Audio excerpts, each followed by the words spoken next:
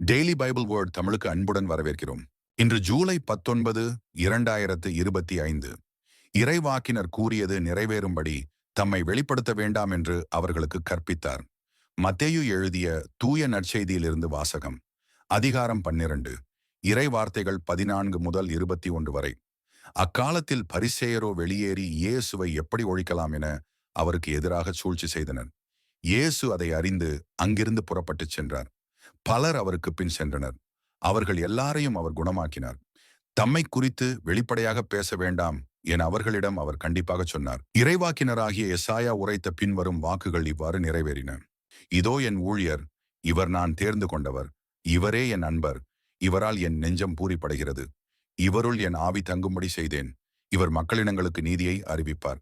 இவர் சண்டை சச்சரவு செய்ய மாட்டார், கூக்குரலிட மாட்டார், தம் குரலை தெருவில் எழுப்பவும் மாட்டார். நீதியை வெற்றி பெறச் செய்யும் வரை நெறிந்த நாணலை முறியார், புகையும் திரியை அணையார். எல்லா மக்களினங்களும் இவர் பேரில் நம்பிக்கை கொள்வர். இது ஆண்டவரின் அருள்வாக்கு. இறைவா உமக்கு நன்றி. தினசரி நற்செய்தி வார்த்தைகளுக்கு daily Bible words Tamil channel subscribe பண்ணுங்க. இந்த வீடியோவை லைக் செய்யவும், ஆமேன் என்ற வார்த்தையை பதிவு செய்யவும் மற்றும் உங்கள் நண்பர்கள் மற்றும் குடும்பத்தினருடன் பகிர்ந்து கொள்ளுங்கள். கடவுள் உங்களை ஆசீர்வதிப்பாராக. ஆமேன்.